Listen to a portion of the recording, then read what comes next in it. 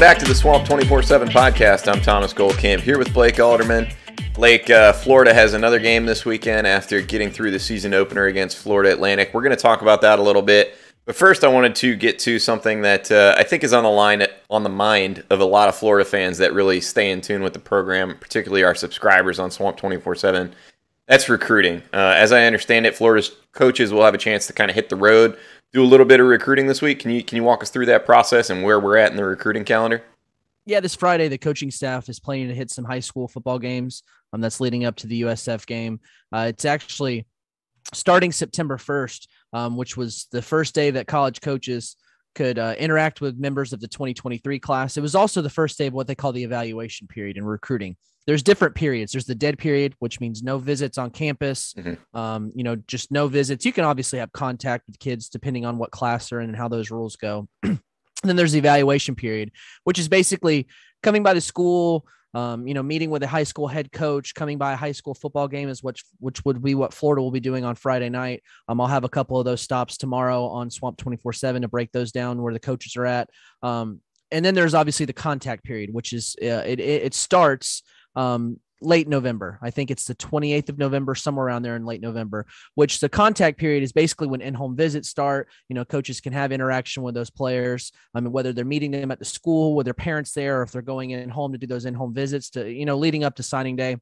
But the evaluation period, which is when we're in now, started September 1st, like I said, and stretches into late November. So that's where you have the, no contact with recruits. You can kind of just pretty much wave hi bye type of thing. There's just really no in-depth contact with those recruits. This past Friday, Florida wide receiver coach Billy Gonzalez was actually at GHS against Bishop Moore, a local game leading up to Florida's game against FAU. That was where he was able to see Chandler Smith, CJ Smith, Florida's wide receiver commit for that 2022 class. Really speedy guy. Was able to see him in person. So that was the first hit there. And then obviously Florida will be very busy with that this weekend. This Friday. How much are they doing kind of evaluating prospects versus kind of just checking in on guys? Because a lot of times, particularly with the 2022 class, you've kind of already done your evals, and it's more about getting FaceTime with these guys. I think it's more important when it comes to the 2023 guys. You get 2 visits, through the entire evaluation period. So you kind of want to spread them out. Obviously a bye week is really whenever the coaches start to really hit it from, a Monday to a Friday type of thing. Whereas in the season, you kind of spread things out. Sure, you may go during the week. There's really no set schedule, but ideally you want to try to fit in those Friday game visits. I agree. I think it's more of an important as far as evaluating for those 2023 guys. In the spring, that's another big time where they do the evaluations. This past year, obviously, with the dead period and COVID going on, there was no spring evaluation period. So next year, I think that'll be big. But it's a chance to see these guys live. I think a lot of it, too, is in the summer. Florida got a lot of guys on campus to do their June camps, whether it's Friday Night Lights or even in July, Friday Night Lights, 7-on-7 camps, different kind of camps they had, or even if you were a 2022 guy that came and worked out for the staff for a private workout. So I think it's more showing your face, showing, you're a priority, that we're going to be after you. Sure, getting a in-person evaluation is always good because those are, a highlight film is your best place. What do you do on your worst plays? How do you bounce back from things? You really get your own eye test type of thing. So I think they're more important as far as evaluating for the 2023 class. They have pretty much an idea of what they're getting out of the 2022 guys. Most of them, they've already offered, they've already scouted, they've already even worked out more than likely for a June camp or a July camp. So it's good to get an eye on these 2023 guys, and even some of the 2022 guys that maybe you haven't offered, or, you didn't get him on campus for June. You can kind of see what he does. And that could be where, if guy A starts to trend away or goes to another school, at least you have an idea of what, guy B could be, if that's a guy you need to make a move on. So I'm excited. It's been a long time for a lot, for these guys to get back on the road. That's usually where it's, in a normal year for me, last year it was really a stretch with nothing going on. So I'm excited. I'm excited for these guys to get out there and see some players. And I know it's exciting for the high school players too, to have a coach on the sidelines. Yeah. I think it's the start of what should be, at least in the next week or two, an uptick in recruiting, I would think. You talk about the Alabama game. I'm sure we'll talk a lot about that on next week's episode of the podcast. Visitor list is already on the site. It's already starting off really well. There you go. So if you're interested in all those recruits that are going to be visiting for the Bama game, guys that the coaches are going to see this weekend, that kind of thing, Blake will keep you up to date with that. Blake, I'm sure we'll talk more in depth about those Alabama visitors next week. But let's shift over to talking a little bit about football. I think on the first half of the show, what I want to kind of cover is, the way we're doing our podcast is Monday morning's episode is going to be more about you and I having had a chance to go rewatch the game and providing our opinions on that. And obviously we're not experts, but having rewatched the game, there were a couple things I took away that I thought we talked about in Monday's episode. So Thursday, what I want to kind of do, depending on what week it is, and obviously some weeks will be different, like Bama next week, we'll talk a lot about recruiting. On these Thursday episodes, what I'd like to do is more or less kind of provide you a recap if there's anything interesting of what Dan Mullen said in his press conference, what Todd Grantham said, what players are saying, and then, kind of get to covering a little bit of the opponent, breaking down the matchups, that kind of thing. I'll be perfectly honest with you, Blake, this week's matchup, not a whole lot to break down. I mean, when you're talking about a team that lost 45-0 to NC State in its season opener and really shouldn't be as much of a test as Florida Atlantic was last week, not a whole lot to break down. But Blake, I thought there were some interesting things to take away from Florida's media availability early this week, and a lot of times there's not. We got to talk about quarterback, right? I mean, we talked about it Sunday afternoon on the podcast. We talked about it Monday morning on the podcast. Obviously, a disappointing first start for Emory Jones. I think two things kind of stand out to me with the way Florida approached the quarterback battle. I say battle. It's not really a battle at this point, publicly at least. But one was Dan Mullen was very firmly in Emory Jones's corner. Reiterated several times that Emory Jones is their starter. Was very, very clear that, some of the mistakes Emory Jones made were simple things. They think they can get cleaned up. The fact that Dan Mullen saw Emory coming off the sidelines and could always break down exactly what went wrong, I think is a big feather in Emory Jones's cap. But Blake, I'll be honest with you, I did think the tone a little bit from Dan Mullen was different on Monday than it was maybe on Saturday after the game, where I think a lot of fans saw him kind of respond to that question from Cole Kublik on the SEC Network with like, what do you mean? What do you mean? Who's our starter? This week, I think Dan Mullen, especially on Monday and then again on Wednesday in the SEC teleconference, was very much more aware of where the public is at with this quarterback battle. And I thought struck kind of more of a middle of the road tone on the quarterbacks, such that I came away thinking, well, let's see what they do against USF. Let's see how many snaps Anthony Richardson gets. And Blake, I wouldn't be surprised if Anthony Richardson gets a lot more snaps in anticipation of this Alabama game. I wouldn't either. And I think it's USF is going to be outmatched. That's the type of game where you expect those backups in, you expect those kind of reps working for the future for Anthony Richardson. But in the same time, yes, you're working towards the future because Anthony Richardson is going to be your guy at some point. The coaches are obviously very excited about him. What if the Alabama game goes awry? You have to throw Anthony Richardson in that game, or maybe Emory Jones doesn't come out and have a good game. And then you kind of have to really take a look at your quarterback room and going forward. Is it time to make a switch? I know obviously these are kind of things that can't be answered right now. It's a lot of things that still need to play out. But I think getting him those snaps, I think they're important, not only for the future, but if you do have to make a change this year, at least you've got someone that has continued to get a lot of those game reps to where you don't have to teach them on the fly. You don't want to throw them in against a Tennessee or, something like that, to where it's like, here you go, man. You haven't had enough snaps, but, we're counting on you. Like, here's my thinking on the quarterback thing, and you can tell me if I'm off base here.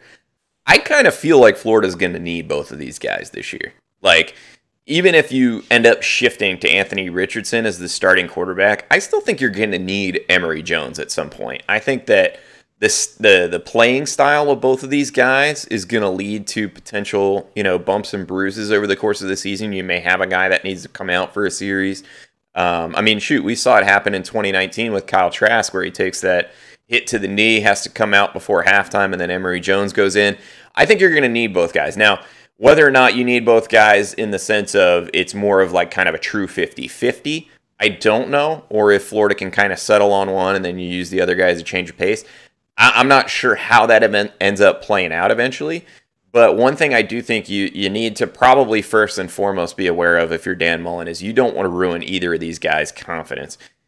Is there a way, if you're a coach, if you were approaching this, that you would feel best about preserving confidence for both guys while potentially shifting things in case you do need to make a change? You know what I'm saying? Like, yeah. Is there a way to handle this with Emory such that you gradually kind of shift things to Anthony Richardson, especially this week, knowing, if Emory Jones struggles against Alabama and you go down 14 points, you may just need a spark and may need to go to Richardson. I think we both agree that Anthony Richardson needs to be ramped up quickly.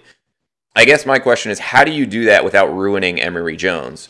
And maybe this all ends up being mute. Maybe Emory Jones comes out and has a terrific game against USF, and everything we saw in the first week was a fluke. I personally kind of don't think that's the way it's going to play out, and so I'm more worried about how do you kind of manage Emory Jones's expectations, all the hype that he had built up. How do you manage the outside noise? Is there a right way to do that? I don't think there is, and I think it depends on the situation.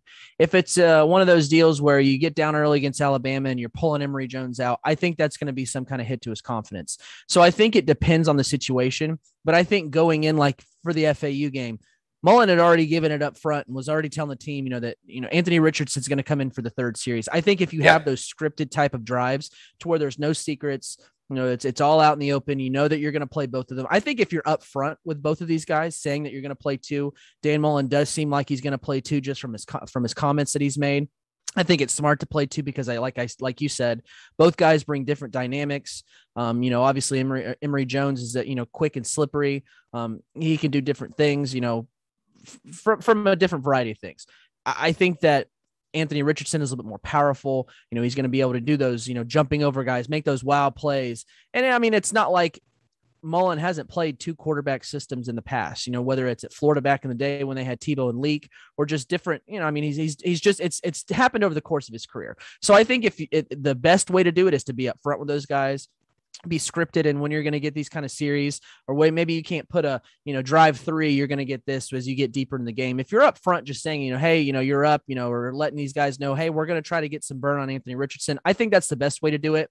But if you do have a situation, or a scenario where it's, Florida gets down early against an Alabama or, at some point in the season and you pull Emory Jones for Anthony Richardson, I think that's where you're going to have a hit of confidence, which is it's expected, that's you kind of overthink things. If you're going to be one of those quarterbacks that has a short memory, I think that's the way to get over it. But it really is hard to do that because you start to wonder, man, am I the guy? Am I doing this? What am I doing wrong? So I think that would be a hit for confidence. So it's tricky, there's really not a right way to do it, but I think being up front is the best way. Well, and to be clear, I don't sense right now any lack of confidence from Emory Jones. And talking to him both Saturday night and talking to him Monday, in interview type sessions with the media, he seems very aware of the mistakes he made, and I kind of buy it. You know what I mean? A lot of times these guys are just saying things, but whether or not he can clean them up, I think, is more my question mark. Like I have no doubt that Dan Mullen's telling the truth when he says Emory Jones coming off the sideline knows exactly what he's doing wrong. I think my question is, and having had a few days now to sit on this game, kind of rewatch it, think about it, I'm almost more concerned about Emory Jones and where he's at than I was maybe after watching the game the first time. And the reason I say that, Blake, is because I thought the O-line played really well. The more and more I go back and watch this game, I mean, you talk about 400 yards on the ground. Was it perfect? No. I mean, there was a couple blocks here and there where they could have done a little better getting to the second level. But when you talk about 400 yards piling up on the ground, theoretically that should make the passing game easier. And then when you look at what Emory Jones had to work with in pass protection, he had a lot of time back there. So I'm a little bit, I'm kind of the opinion generally in season openers that you don't pin a lot of the mistakes on the quarterback. There's usually a lot of things that go in behind the scenes, whether it's a receiver running the wrong route, that kind of thing, miscommunication maybe, you get an incompletion, that kind of thing, a little bit of pressure that you're not expecting. I thought the O-line played well.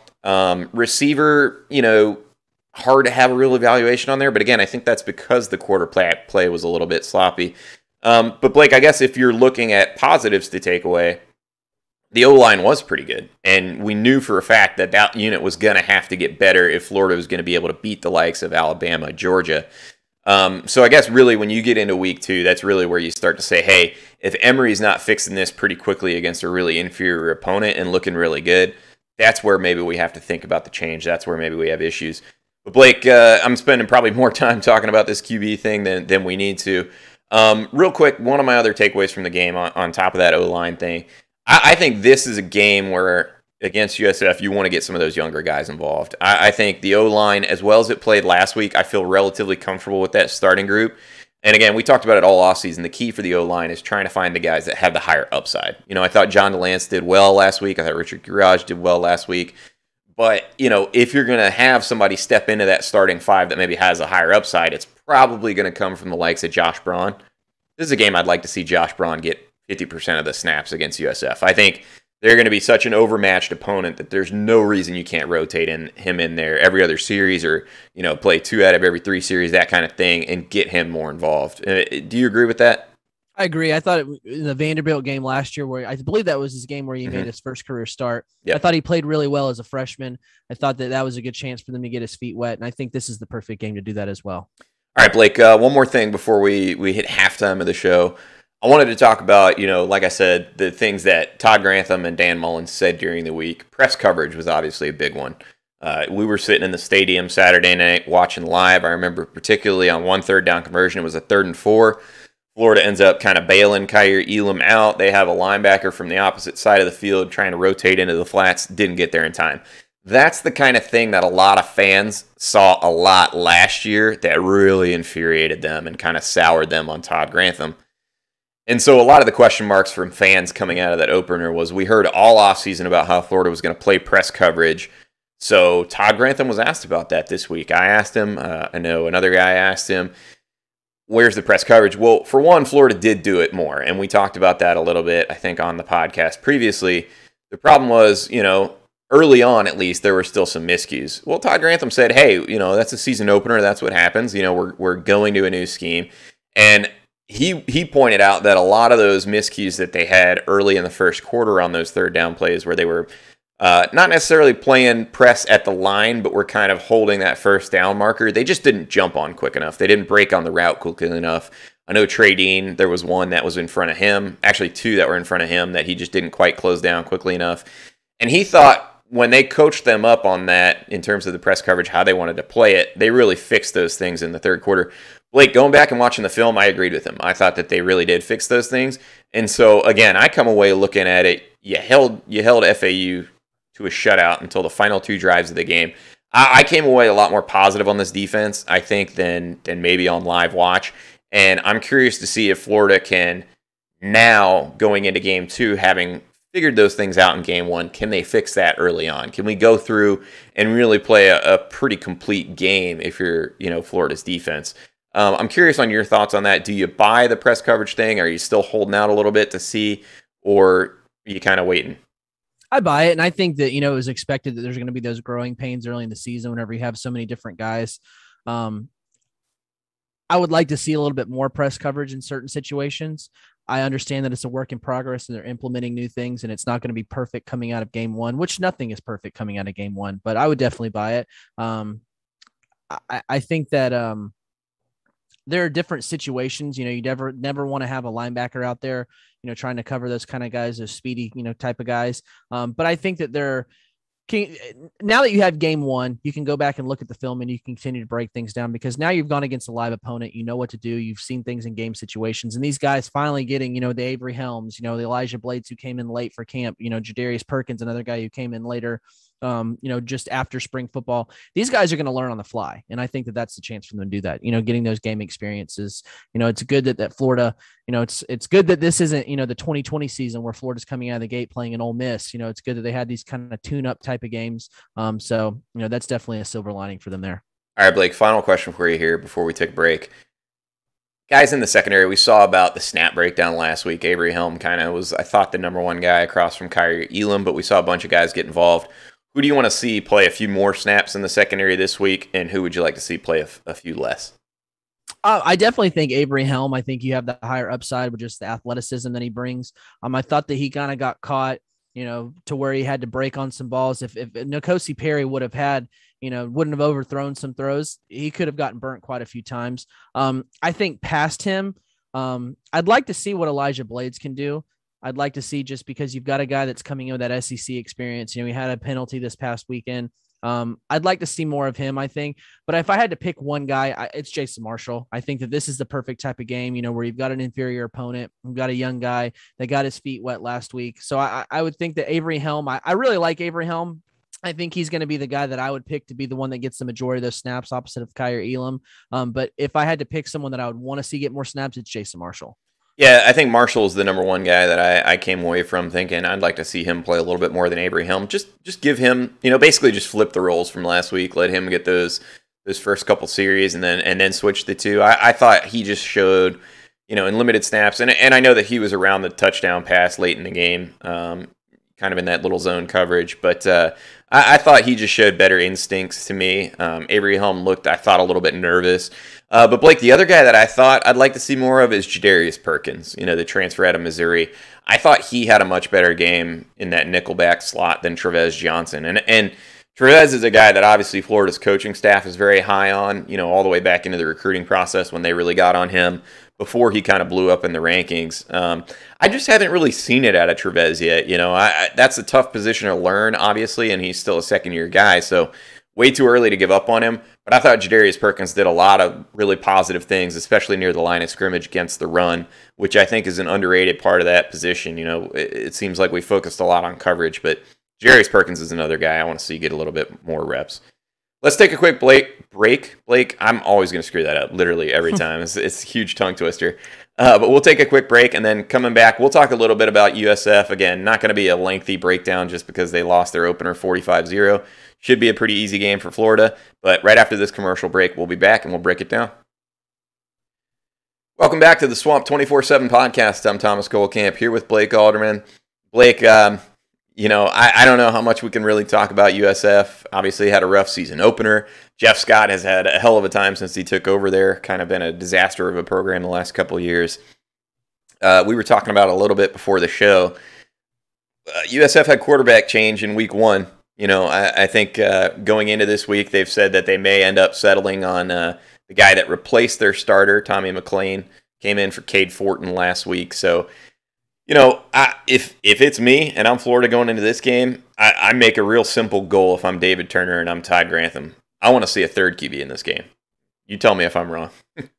I would bring up the pressure for sure. I would dial it in. I would definitely make it tough for those guys for sure. I don't think it's a shocker to see, maybe them throw in another guy if they have continued to have problems, because it definitely seems like their offense is having some problems. I just think, when you go against teams like this where you obviously, you have a pretty significant mismatch, these are the kind of games, I think, particularly defensively, where you can really build some confidence. Florida always talks about wanting shutout. I think that's a pretty good goal for this week. I mean, if NC State can shut them out, I don't see why Florida can't. But I go back to, Florida wants to be fast, physical, and aggressive on defense, right? Chase a couple quarterbacks out of the game, man. I remember, and people will get on me about, loving my corn dogs over this, but I remember LSU back in their national title season, I think it was 2007, not the 2019 one. I want to say their first 3 games of the season, they chased the starting quarterback out just by hitting him so hard. And that defense ended up developing a kind of a nasty personality around that. Blake, we saw what Florida's edge rushers did last week. I mean, Zach Carter, 3 sacks. And to be frank, I thought a couple other guys were really impressive. Chris Bogle. We talked about the defensive tackles. I wasn't quite as impressed with Daquan Newkirk. But Antonio Valentino, really, really impressive. With Bama coming up in week 3, Blake, I almost look at this as in the front 7. This is Florida's final chance to get a real handle on who's their 4 or 5 guys that need to be out there for 60-70% of the snaps against Alabama, no?